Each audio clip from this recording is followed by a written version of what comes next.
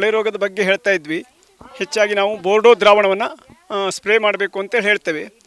ಆದರೆ ಭಾಳ ಜನರು ಹೇಳ್ತಾರೆ ನಾವು ಬೋರ್ಡೋ ದ್ರಾವಣ ಸ್ಪ್ರೇ ಮಾಡಿದರೆ ಉಪಯೋಗ ಆಗಿಲ್ಲ, ಏನು ಮತ್ತು ಕೊಳೆ ಬರ್ತಾ ಇದೆ ಅಂಥೇಳಿ. ಒಂದು ಇದು ಬೋರ್ಡೋ ದ್ರಾವಣವನ್ನು ತಯಾರು ಮಾಡುವಂಥದ್ದು. ಬೋರ್ಡೋ ದ್ರಾವಣವನ್ನು ತಯಾರು ಮಾಡುವಂತಹ ಒಂದು ವಿಧಾನನೇ ಅದರ ಕರೆಕ್ಟಾಗಿ ಗೊತ್ತಿರಬೇಕು.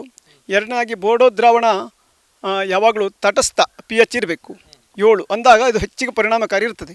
ಅದು ಭಾಳ ನಮ್ಮಲ್ಲಿ ಏನಾಗಿದೆ ಅದು ಹೆಚ್ಚಾಗಿ ರೈತರೆಲ್ಲ ಜಾಸ್ತಿ ಸುಣ್ಣವನ್ನು ಉಪಯೋಗಿಸಿದರೆ ಜಾಸ್ತಿ ಒಳ್ಳೆಯದಾಗ್ತದೆ ಅಂತ ಹೇಳ್ಕೊಂಡು ಜಾಸ್ತಿ ಒಂದಕ್ಕೆ ನಾವು ಯೂಶ್ವಲಿ ಹೇಳೋದು 1 kg ಸುಣ್ಣ 1 kg ಮೈಲುತುತ್ತು 100 ಲೀಟ್ರಿಗೆ ಅಂತೇಳಿ 1:1:100 ಅಂತ ಹೇಳ್ತಿದ್ರು.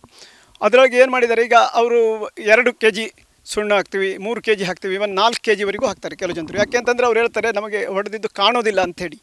ಮೇಲ್ಗಡೆ ಸ್ಪ್ರೇ ಮಾಡಿದಾಗ ಸುಣ್ಣ ಹಾಕಿದರೆ ಅದು ಒಳಗಡೆ ಎಲ್ಲ ಕಾಣ್ತದೆ ಯಾವುದಕ್ಕೆ ಸ್ಪ್ರೇ ಮಾಡಿದ್ದೀವಿ ಅಂತೇಳಿ, ಮತ್ತು ಅದು ಭಾಳ ಇಫೆಕ್ಟಿವ್ ಸುಣ್ಣ ಜಾಸ್ತಿ ಇದ್ದರೆ ಅಂತೇಳಿ ಹೇಳ್ತಾರೆ. ಆದರೆ ಇದ್ರ ಪ್ರಕಾರ ಅದು ಇಲ್ಲ. ಯಾಕೆ ಅಂತಂದರೆ ಸುಣ್ಣ ಜಾಸ್ತಿ ಆದಾಗ ಅದರ ಒಂದು ಇಫೆಕ್ಟ್ ಕಡಿಮೆ ಆಗ್ತದೆ, ಕಾಪರಿನ ಇಫೆಕ್ಟು. ಹಾಗೇಳಿ ಸುಣ್ಣ ಕಡಿಮೆ ಆದರೂ ಕೂಡ pH ಕಡಿಮೆ ಆಗಿಬಿಟ್ರೆ ಕಾಪರಿನ ಟಾಕ್ಸಿಸಿಟಿ ಆಗಿಬಿಡ್ತದೆ ಪ್ಲ್ಯಾಂಟಿಗೆ. ಹಾಗಾಗಿ ಯೂಶ್ವಲಿ ನ್ಯೂಟ್ರಲ್ ಇದ್ದಾಗ pH 7 ಬರಬೇಕು. ಹಾಗೆ ಮಾಡಿ ಹೊಡೆಯೋದ್ರಿಂದ ಒಳ್ಳೆಯ ಪರಿಣಾಮ ಸಿಗುತ್ತದೆ. ಅದರಿಂದ ನಮಗೆ ವೇಸ್ಟು ಆಗೋದಿಲ್ಲ ಉಳಿದಿದ್ದು ಕಾಪರ್ ಸಲ್ಫೇಟ್ ಮತ್ತು ಇದು. ಆಮೇಲೆ ಈಗ ಮೊದಲು ಈಗ 1:1:100 ಹೇಳೋದು ನಾವು ಚಿಪ್ಪೆ ಸುಣ್ಣ ಇದ್ದಾಗ ಹೇಳ್ತಿದ್ವಿ.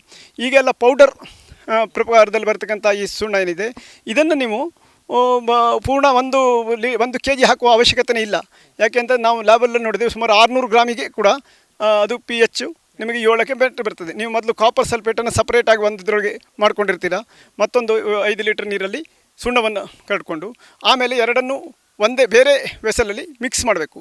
ಕಲಗ್ತಾ ಇರಬೇಕು ಮಿಕ್ಸ್ ಮಾಡಬೇಕಾದ್ರೆ, ಯಾಕೆಂದರೆ ನಿಮ್ಗೆ ಗೊತ್ತಿದೆ ಅದು ಸೆಟ್ಲ್ ಆಗ್ತಿರ್ತದೆ. ಸೊ ಅದನ್ನು ಕಲಗ್ತಾ ಇರಬೇಕು. ಆಮೇಲೆ ಅದನ್ನು pHನ್ನು ಟೆಸ್ಟ್ ಮಾಡಿ ಅದು 7ಕ್ಕೆ ಅಡ್ಜಸ್ಟ್ ಮಾಡಿಕೊಂಡು ಆಮೇಲೆ ಅದನ್ನು ಟೋಟಲು 100 ಲೀಟರ್ ಡ್ರಮ್ಮಿಗೆ ಕಂಪ್ಲೀಟ್ ಅಡ್ಜಸ್ಟ್ ಮಾಡಬೇಕು ನೀರು ಹಾಕಿ. ಸೊ ಹಾಗೆ ಬೇರೆ ಬೇರೆ ಪಾತ್ರದಲ್ಲಿ ಮಾಡ್ಕೋಬೇಕು. ಆಮೇಲೆ ಎರಡನೇದಾಗಿ ಕಬ್ಬಿಣದ ಪಾತ್ರದಲ್ಲಿ ಮಾಡಬೇಡಿ, ಲೋಹದಲ್ಲಿ. ಯೂಶ್ವಲಿ ಇದಕ್ಕೆ ಹೆಚ್ಚಾಗಿ ನಾವು ಹೇಳ್ತೇವೆ ಪ್ಲಾಸ್ಟಿಕ್ ಅಥವಾ ವುಡನ್ ಇದರೊಳಗೆ ಮಾಡ್ತಾರೆ, ನಿಮಗೆ ಗೊತ್ತಿರಬೇಕು. ಕಾಪರ್ ಯಾಕೆಂದರೆ ಇದನ್ನು ಲೈವ್ ರಿಯಾಕ್ಷನ್ ಆಗ್ತಾ ಇರ್ತದೆ ಕಾಪರ್ ಮತ್ತು ಇದು ಇದ್ದಾಗ, ಕಾಪರ್ ಸಲ್ಫೇಟ್ ಮತ್ತು ಲೈಮ್. ಸೊ ಹಾಗಾಗಿ ಇದನ್ನು ಆದಷ್ಟು pHನ್ನು ಈಗ ನೋಡಿದರೆ ನಾವು pH ಪೇಪರ್ ಎಲ್ಲ ಕಡೆ ಸಿಗುತ್ತೆ, ರೈತರಿಗೆ ಅದನ್ನ ಹೇಳ್ತಾ ಇರ್ತೀವಿ. pH ಪೇಪರನ್ನು ತಂದ್ಕೊಳ್ಳಿ, ಮೆಡಿಕಲ್ ಸ್ಟೋರ್ಸಲ್ಲಿ ಸಿಗುತ್ತೆ ಯಾವುದಾದ್ರಿ. ಅದನ್ನು ನೋಡಿಕೊಂಡು 7 ಆದಷ್ಟು ನೀವು ಈ ಪೌಡರ್ ಸುಣ್ಣ ಆದರೆ ಹೆಚ್ಚಾಗಿ ನೀವು 600 ಗ್ರಾಮಿಗೆ 1 kg ಹಾಕಬೇಕು ಅಂತಿಲ್ಲ, 600 ಗ್ರಾಮ್ ಅಷ್ಟು ಹಾಕಿದರೆ ಸಾಕು. ಅದನ್ನು ಹಾಕಿಕೊಂಡು ನೋಡಿ ನಿಮಗೆ pH 7ವರೆಗೆ ಬಂದಾಗ ಅದನ್ನು ಬಂದ್ ಮಾಡ್ಕೊಳ್ಳಿ. ಅಷ್ಟು ಮಾಡಿ ಬೋರ್ಡೋ ಮಿಕ್ಸರನ್ನು ಸುಮಾರು 7 pH ಇದ್ದಂಥ ಬೋರ್ಡೋ ಮಿಕ್ಸರ್ ಮಾಡಿ ಹೊಡೆಯೋದ್ರೆ ಇಟ್ ಈಸ್ ವೆರಿ ಇಫೆಕ್ಟಿವ್, ಒಳ್ಳೆ ಇಫೆಕ್ಟಿವ್ ಆಗಿರ್ತದೆ. ಅದರಿಂದ ಬರೀ ಸುಣ್ಣ ಜಾಸ್ತಿ ಹಾಕಿದ್ರಿಂದ ಯಾವುದೇ ರೀತಿಯಲ್ಲಿ ಉಪಯೋಗ ಇಲ್ಲ. ಆದರೆ ರೈತರು ಹೇಳೋದು ಅಂತಂದರೆ ಸುಣ್ಣದಲ್ಲೇ ಪ್ರಾಬ್ಲಮ್, ಅಂದರೆ ನಮಗೆ ಒಂದನೇದಾಗಿ ಅಲ್ಲಿ ಸ್ಪ್ರೇ ಮಾಡಿದರೆ ಕಾಣ್ತದೆ ಅಂತ ಹೇಳ್ತಕ್ಕಂಥದ್ದು. ಆದರೆ ಅದು ಫಂಜಿಸೈಡಲ್ಲಿ ಇದರೊಳಗೆ ಯಾವುದೇ ರೀತಿಯ ಒಂದು ಇದಾಗೋದಿಲ್ಲ. ಕಾಪರ್ ಸಲ್ಫೇಟ್ ಪ್ಯೂರಿಟಿ ಬಗ್ಗೆ ನಮ್ಮಲ್ಲಿ ಇದಿಲ್ಲ. ಆ್ಯಕ್ಚುಲಿ ಕಾಪರ್ ಸಲ್ಫೇಟಲ್ಲಿ ಯೂಶ್ವಲಿ 24 to 25% ಒಳಗಡೆ ಇರಬೇಕು, 25% ಇರ್ತದೆ. ಆದರೆ ಕೆಲವೊಮ್ಮೆ ಇರ್ತದಂತೆ 22-21% ಬರ್ತದೆ. ಅದಕ್ಕೆ ಅಂತಂದರೆ ಅದನ್ನು ಡೌಟ್ ಬಂದರೆ ಅದರದ್ದು ಆ ರೀತಿಯ ಗ್ರೀನ್ನೆಸ್ಸು ಅಥವಾ ಇದರೊಳಗೆ ರೈತರಿಗೆ ನೋಡಿದಾಗ ಅದರದ್ದು ಇದಾಗಿದೆ ಅಂತಂದು ಡೌಟ್ ಇದ್ದರೆ ಅದನ್ನು ನಮ್ಮ ಅಗ್ರಿಕಲ್ಚರ್ ಡಿಪಾರ್ಟ್ಮೆಂಟಲ್ಲಿ ಹೇಳಿದ್ರೆ ಮಾಡ್ತಾರೆ.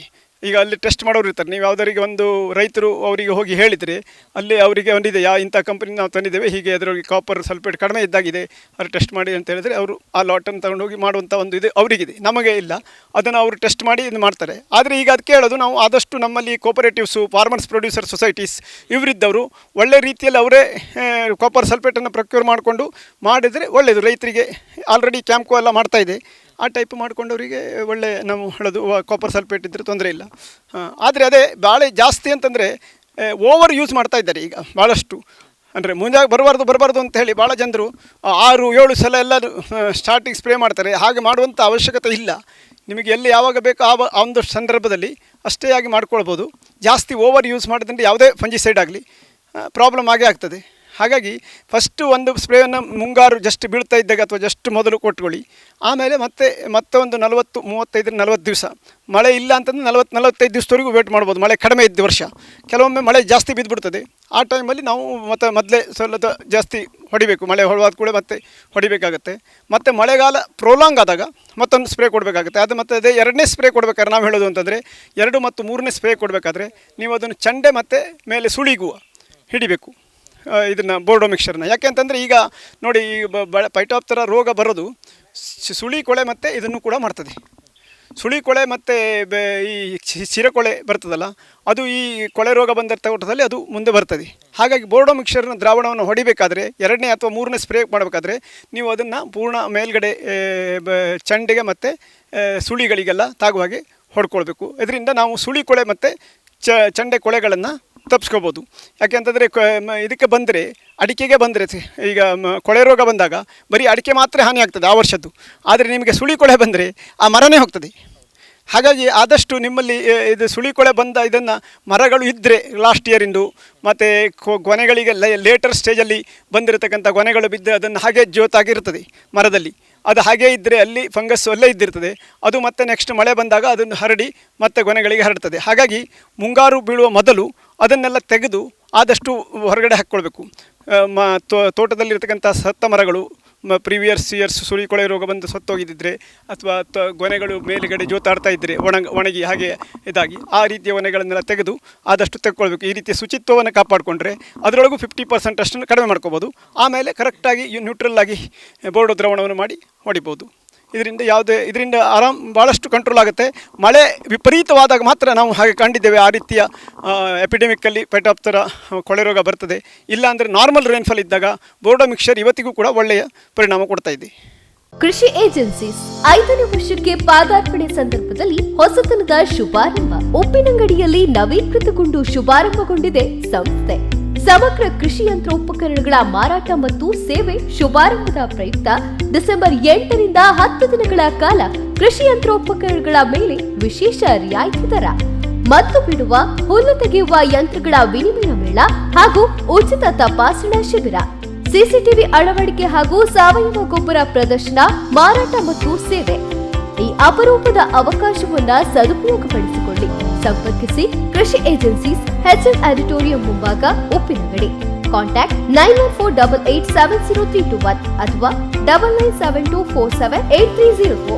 ಸಹ ಸಂಸ್ಥೆ ಮರಿಯಾ ಕಾಂಪ್ಲೆಕ್ಸ್, ಕಾವೇರಿಕಟ್ಟೆ, ಪುತ್ತೂರು. ಕಾಂಟ್ಯಾಕ್ಟ್ 8867258304. ಸುದ್ದಿ ಚಾನಲ್, ಕ್ಷಣ ಕ್ಷಣದ ಸುದ್ದಿಗಾಗಿ.